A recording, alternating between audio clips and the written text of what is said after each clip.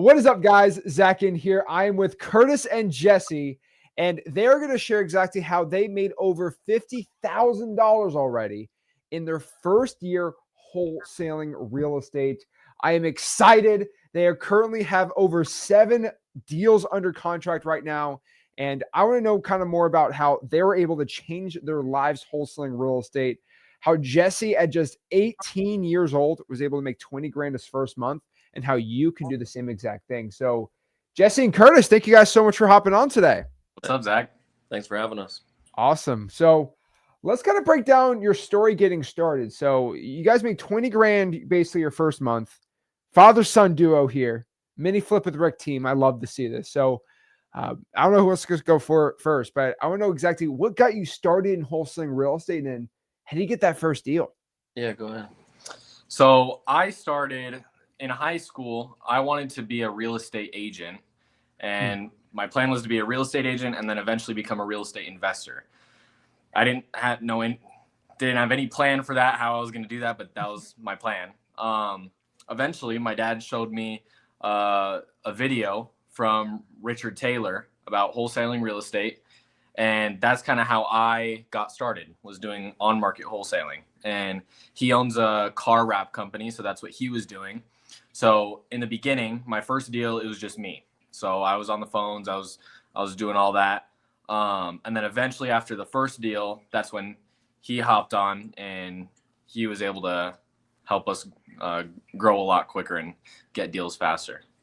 There we go. Okay. So let's talk about that first deal then. So how did you find that first deal? Was it from Richard? No. So at first I was doing on-market wholesaling, just looking for creative, which I very much prefer cash deals now. Yeah. But at the time I was like, okay, I just call an agent, offer them more on payments and they'll take it. And after a while that didn't work. So I decided, watching videos from you and Max, I decided that I wanted to start doing off-market wholesaling, but I didn't have any money at the time. So I signed up for a week trial of PropStream, and I think that gave me like 50 free numbers. It was like 50 or 100 free numbers. And then I didn't have a dialer, so I just used Google Voice, pulled a list of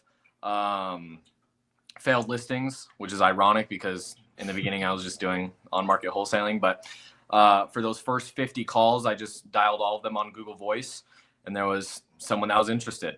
And maybe I got lucky, 1 out of 50 calls, but that's how it all came about. It was about an hour and a half from my house down in Pueblo, Colorado, and that was that first deal that I got. And his price was pretty much an investor price. It was a good price. I didn't really know too much about how to negotiate at the time, so good on me. I didn't really need to. Got the property under contract for $135. Went to the place, took pictures, all that. Sold it to an investor on Facebook for $155, and then I made that $20K spread. Wow. Gee, okay. So what list was this? So it was just a failed listing list, tired landlord. Interesting. Okay. So how old were you at the time? At the time I was 17. 17. So your dad go with you? My dad signed it for me. I used the car that he had to drive over there and take pictures as the guy's son. I like it. So the whole time I was talking to him as Curtis. Okay. So you went by yourself then to meet the seller? Me and my friend Ryan, yeah. But I told him my son's going to go take pictures for me, all that. Okay, cool. And so basically, wait, was this a vacant property? No. So it was a tenant occupied. It was one house and then an ADU on the side. So both were occupied. Okay. And so how did you close this guy? So the whole time I was Curtis, so I was him. You're basically, you said you were Curtis. Yeah. So I told him, I never met him in person as Curtis. He did when he signed all the papers. But I went over there, took pictures. All the negotiation was on the phone, sent him a contract online, everything like that. It was kind of like virtual wholesaling, but I was still in my backyard. Okay. Let's break. Okay. So you lock it up for what? 130? 135. 135. Okay. And basically you need to go out here and find a buyer. So you did you post the deal on Facebook Marketplace? No. So I was just looking in investor group chats. And Uh-huh. I found someone. He said he wasn't interested, but he knows a guy that might be interested, and he's looking in Pueblo for a rental. Called him, and he was interested. Okay. And so in the real estate investing Facebook groups. Yeah, yeah. Okay. Did you make Colorado. a post? Do Pueblo. you messaging No, people? I'm just messaging people, no posts. Okay. What were you messaging? Like, I got a deal? Yeah, basically that's it. People who I had to vet all of them first, obviously. So Hmm. I went through maybe 5 or 6 buyers, of people that I knew were actually cash buyers, got proof of funds for, but eventually they just weren't interested until I found this guy. So yeah, I found cash buyers through like comment sections on the investor pages. Here we go. Okay. Digging. So basically, all right. So they wanted to buy it for about 155 then. So at the time, he told me 185, or I told him 185. He told me 125. And I was Oh, like, can't do it. And then I just hung up the phone. But I knew that he really wanted the deal. Mm. So he calls me maybe 15 minutes later, and he's like, hey, I could do it if you're at 155. Like, let's just meet in the middle. And I was like, cool with me. jeez. Okay. And so basically, you get that closed, you walk the buyer through, and was it tenant occupied at the time? So it's tenant occupied. He didn't walk through. He was fine with just pictures. So that's what I got him. Oh, Was geez. just those pictures. It was sight unseen. My God. Wow. Okay. And so that's very uncommon, but I like it. Okay. And you obviously used the title company, you got the assignment signed, sent it to title, and you basically had everything set to close. I mean, Yeah. I guess you closed and you collected your 20 grand. What did that feel like? I mean, it was great. It was more money than I ever made working at Domino's in high school. So it was nice. It was great. It changed everything for me. Awesome. And then when was the date that closed? So that closed. We were in Florida at the time, like right during closing, and then the day after the day after we left from Florida to come back to Colorado, it closed. I think July 1st. Oh, wow. Okay. And so when did deal 2 happen? It's a divorced couple who both got divorced. They own 2 houses. She got one, he got one, but they're both on both titles. So we were getting the second home that they were unloading. They both live in Florida, is tenant occupied. Pretty hard to comp. It was in an area, it's here local in Colorado. I know the area well. It's just the market, good neighborhood, just not fully redeveloped yet. Mhm. So the homes were, 1-story bricks is what most of the homes in that neighborhood are. And then this one was one of a pair that were built by the same builder, and different than the other homes in that area. So really the best comp was its next door neighbor, which sold back in like 2016, I believe, 2018. So it was just a hard one to comp, Yeah. But we spoke to the guy. We got him down to what, 575, and then we walked the property, marketed the deal a little bit, had a few different investors come by and talk about it with us, and then we went a second time because of, I think the second time we were going was more to really get a better idea of what repair costs would be. Mm-hmm. So we needed to get better pictures and videos because we had a buyer he was interested. We had to give him a little more visuals, So Yeah. we took really good videos that second time and kind of realized it was going to take a little more than we thought, repair wise. So our plan was to go back to the buyer. The wife didn't care. So wife this whole time is on our side, obviously hates the ex-husband. She's like, I wish I could give it to you for free. Let me know what I can do to help you. She's not making anything on it. Yeah, she doesn't make anything on the deal. Great lady, super nice, on our side for sure. The husband, we get back, so we get all the pictures together, and me and Jesse decided let's call him and explain to him there's more work that needs to be done, because the wife also told us that he needs to sell this within a certain period of time. So we kind of had that on our side. So we call him up and we say, hey, we're gonna need to come in a little lower on, we need to add an addendum and come a little lower on this price. So we offered him $535 Okay. instead of $575. And, we just said, look, our lender is only willing to get us, a certain amount based on the pictures that we provided them. So that's where we're at, and he said, I'll call you back tomorrow. So next morning, the wife calls, and she says, hey, I have this contract here that my husband sent. It's from another company, and it's for $580.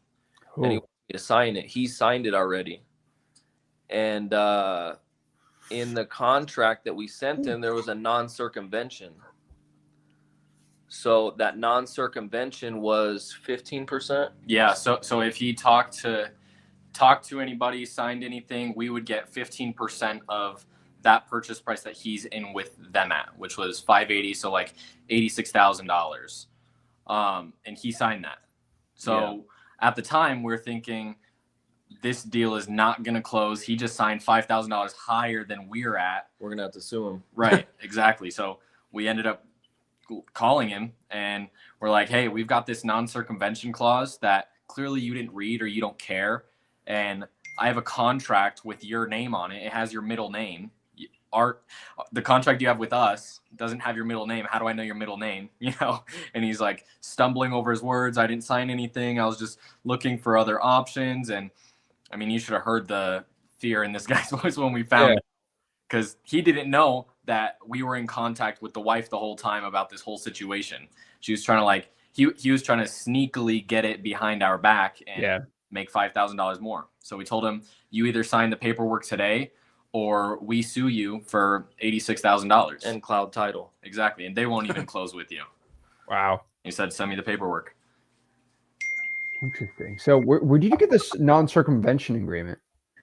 So I've had that in my contracts for since I started. So I think I got it from another wholesaler that I was watching in his contract that I added to my contract. Yeah, I'm interested how legally enforceable that is. But I mean, if you have the means to close, I don't see an issue with it. I've never done it, but dude, that saved your butt, man. Yeah, there's an ROI to that, man. That's all. And did you have an EMD on that one? No, we didn't have any. None. Wow. Interesting. Yeah. Okay. And so we get over that hurdle, re-sign it at $535. We have found a buyer at $570. And then, so we're, everything's good. All the paperwork signed. We're going to be closing next day's closing. And we get an out of the blue call from the wife, who has been on our side this whole time, but she calls with a whole different energy. Just, she calls and says, hey, I just found out that my ex-husband is trying to pin me with, like $90,000, something like that. In back taxes. And I'm not signing anything. From now when I'm they were not married. signing anything. She's like, he's trying to pin this on me. Yeah, I'm not signing anything. She said verbatim, I'd rather put a hole in my head than sign this contract. You're going to have to sue me.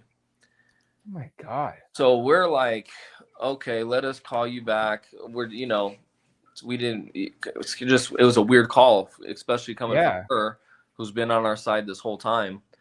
So then we call back and we said, Jennifer, this is her name. We said, look, it's better that you actually need to sign this, because if he hasn't paid those back taxes when you guys were married, what are the chances that he just all of a sudden is paying his taxes currently? Probably low, right? Yeah. Like, yeah, probably low. I said, then you need this to close so that you can pile that also on his head, have him not pay taxes on this. Then when you guys go to court, how is the judge going to look at him versus you? Here's a guy that, never pays his taxes, right? Historically, and then also just received, you know, Couple $100,000. yeah, a couple $100,000 on a property, so capital gains that he also didn't pay. And she's like, yeah, you're right, we do need to sign this. And she told us, she was like, let me talk to my attorney, and I'll get back to you. So then, you know, maybe an hour and a half later, she's like, yeah, I talked to the attorney. They told us the same thing. They said, yeah, he probably, like, the IRS is going to trigger the fact that this property, there's no lien on this property, and these taxes are from 12 years ago, is like a miracle. Yeah. So Yeah. they're like, yeah, I mean, you should sign, because this is the best option for you, because yeah, the IRS is going to go after this guy.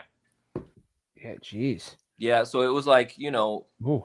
it's better for her to sign it than to not sign it. I said, you're going to go to court anyway on this. You not doing this deal doesn't benefit you, but doing the deal gives you a better chance that he just digs himself a deeper hole, basically.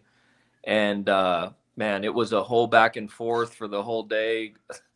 Pretty stressful, but yeah, at the end she was like, yeah, let's do it. It makes sense what you're saying, that, you know, it's better to get him under contract and have him get this money, and hopefully he doesn't pay taxes on this. Jeez. Yeah. Mm-hmm.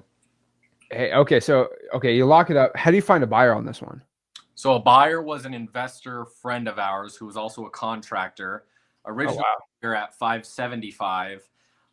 We were marketing it right around 600. So he didn't bite at that, and he was lower than even we were at. And then later on, when we were at 535, he came back to us and he's like, hey, I can do it, but I have to be at 570.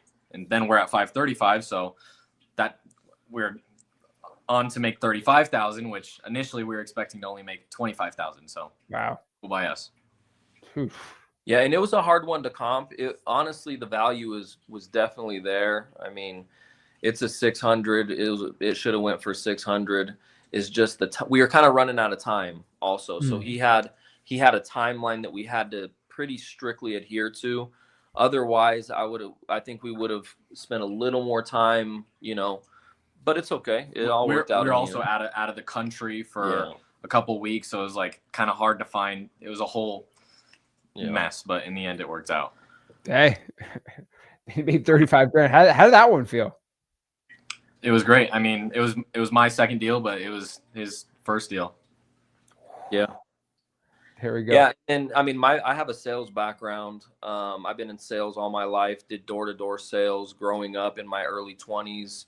Actually, all my 20s, I did door-to-door sales, and then I sold real estate websites for a while, for a few years. Then had my own marketing company. There was like a video marketing for real estate agents that I ended up selling. And then now I wrap cars I enjoy it. So I have a wrap company called The Art of Wraps. I enjoy wrapping cars, but I miss sales. And so when his first deal, I knew when his first deal closed that I would get involved, because I love the game of sales. It's something that I love. I enjoy it. I miss it. So it was kind of naturally when it happened. When his first deal, even when he's making calls, you know, I kind of knew in the back of my head I'm gonna get involved at some point, just a matter of when. And then once he closed his first deal, I'm like, let's put our heads together. I'll help you, you know, get on the call with these people, build rapport, and let's close some deals. So and now, so when that first deal closed, I had to pay him $1,500 for using his name on the contract. But now we have to split it 50-50. So I love it. You know, that it gets me so excited about kind of how I started. And that's the light kind of went on my mind when I did that. So this is so cool. So kind of fast forwarding now, where are you at in your business now? Because obviously, you know, we saw, you know, you got dollar leads, you have 7 properties under contract now, which is crazy to me too. Where are you at in your current wholesaling business? I know we're getting texting set up. I know you're an M2M, right? What's kind of the next steps for you guys? So the next steps is, so we've got these 7 properties under contract. We sent them to Max Dispo. He's working on everything. After this, depending on the assignment fee, we might move to PPC. We've been pretty big on PPL from, like dollar leads. But right now we're using dollar leads and VAs and things like that is what we're using right now. And it's worked great for us so far. Don't stop what's working, man. Right. That's literally the whole point, dude. So I love this, man. So what I'm thinking here is you guys are like, you're locking up contracts, you're going nuts. So it's like, do you stay in Colorado? Do you go like everywhere, right? We can have a conversation about that later, but it's like, you guys are doing so basically, let's talk about the dollar leads thing really quick. So how in the world do you get 7 properties under contract? You just close them all? Yeah. So, basically we get the first list the next day. We signed up immediately, so we signed up within seconds of once we got the website, it was done. Could have been number 1. Yeah. Actually, we signed up before you even gave a discount, a coupon. We had to email about that. So yeah, it was our first list. We start calling. This guy answers. He's got a ton of properties. 75. Yeah, he's got 75 properties. He's unloading them slowly. Just sold a pack. He said a pack of them to an investor, and we just happened to call at the right time. Really. Wow. Yeah. It was our first call, first day, first lead, and he gave us a package of 5 at first, and then he took videos of the properties, and then on the videos he was like, actually, I've got these 2 properties over here if you want to buy those as well. And I was like, throw them in. Yeah. Wow. And was this a diamond lead or a dollar lead? It was a dollar lead. Jeez, man. Yeah. You can't, hey, you spend $1 and you got. And they're good. So to give you a little bit of context, so they're all rentals. They all have tenants, right? Yeah. 3 are Section 8. The other 4, there's no problem with being Section 8. It's just a matter of getting that inspection done. Yeah. Yeah. Oh my gosh, this is so exciting. And so I know you guys are going crazy on PPL, and everyone's probably watching this like, how do I join? Like, we actually shut down, like, you cannot sign up for dollar leads anymore. We got version 2 market specific coming out. I'm not going to announce anything right now, but that's coming out. And I think you guys are really going to like that too. But this is nuts. And so you're just like, momentum keeps growing and you're just getting better and better and better. And so this is such a cool story. And so father-son duo, this is exactly where I was at. I started working with my dad, and just basically he had his strengths, I had my strengths, and we just blew it out of the water. I have a sneaking suspicion, Curtis, that once this thing gets a little crazier, it's gonna be a full-time business for both of you. Yeah, I agree. And I'll still own my wrap company. I have, I'll get people to take care of that and still do that as well. But this is something that I'm for sure. It's like, it's right in my wheelhouse, and it's always been, I've always known about it. It's not, it's not like this just is a brand new thing. It's been going, people have been wholesaling forever. It's just timing in life sometimes just aligns perfectly. And it just so happened to be, with him kind of coming of age, and obviously as a father, I want to do as much as I can to make him successful. Me having a sales background and that desire that still I can never quench. It just, it's perfect, Awesome. Jesse, how nervous were you kind of getting started talking to sellers and really having conversations? So I can speak on that. He actually was, and I'll let him answer, but he wasn't shy at all. And I kind of told him, I said, look, here's Richard Taylor, watch his videos. Look, this is all he's doing is talking to people. That's all you got to do is talk to people. So can you call? Can you get on the phone and just talk to people? And he's like, yeah. And he did. And it was like, no, as a salesperson, I remember when I was a newer salesperson, I was, a little shy, and I had to break that natural, shell that people have. He just didn't have it. I'm like, man. When I first started, it was like the first call that I made. I was looking at a property in Pueblo, which eventually that would be my first deal, but it was a multifamily. I have my friend in the room, and obviously that first call, you're like kind of like anticipating the call, like what am I going to say? But I'm like, do I just go for it? And he's like, dude, you just have to do it like at some point, like eventually.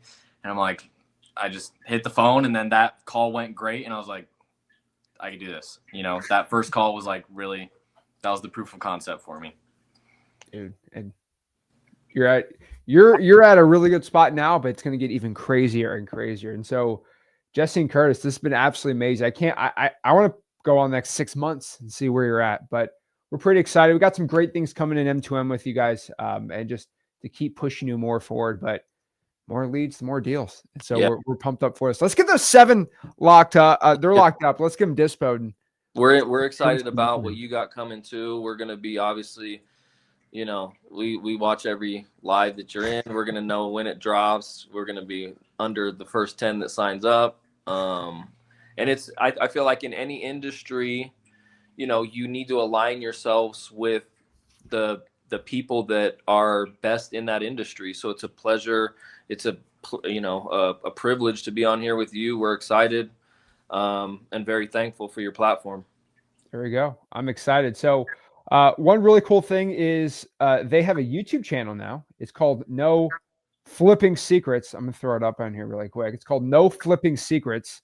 So check it out right there. And you flip and flip those. And you go to the shorts. We just you just flip and flip. Oh, yeah, that's fine. You could go to the shorts. I just made a short. There we go. We got the shorts up here. Yeah, look at that. Dad, check this out. Introducing Dollar Leads. Oh my gosh. Diamond Lead Club. Hi, do you want to sell your 7 houses? There we go. That was easy. Dad, check this out. Oh my gosh. I think they're going to reflip it, but oh my gosh, 7 contracts. That's insane. So that's awesome. So you guys made a YouTube channel, obviously. And so I guess the point of it, I watched the first one, but basically just trying to document your journey and then obviously kind of show exactly how you're growing as a wholesaler, right? Yeah, that's exactly it. Pretty excited. I like the raw, unedited calls. I'm telling you, I wish I did that starting out, but I did not. And so I think it would have been a wealth of knowledge. And so it's going to be excited. So keep posting on there. Let everybody know the wins, the losses, all those things can be really, really cool. And then obviously, if you have a deal in Colorado, I would DM Jesse. He's on school. He's in freelson.com. He's in M2M. He's in a bunch of school groups. Right there's just message him on school, copy and paste it. And if someone's got a deal in Colorado, you said to JV with them? Yeah, that's where we're at. That's our backyard. So awesome. I mean, simple as that. You guys got buyers? You guys get deals? Yeah. Ready to go. And so kind of the future here, we're gonna get you ramped up. I think if you start text blasting, I think you're gonna get really crazy results. And then obviously kind of get on a little more volume on the calling. I think it's gonna go even nuts. So what is your goal for the next year? I mean, this is our first 8 months, so we're not even done with this year yet. We're hoping that we can close these 7 by the end of the year. Next year, I mean, I'm dialed in right now. After this, it's just a exponential growth. I feel like next year is going to be the time to diversify and split up different roles, bring in a couple people possibly, and really ramp it up as a company, and hopefully get into a position where we're doing. I would love to do 2 to 4 deals a month next year, and then do a bunch of JVs. Obviously, get involved with all the right people like we are. Whatever we can do to help, the community and everything. Yeah, we're dialed in and excited. There we go. I'm excited. So guys, thank you so much for hopping on. So inspiring. I love it so much. And we'll see you soon. Guys, make sure you smash that like button, subscribe. We'll see you later.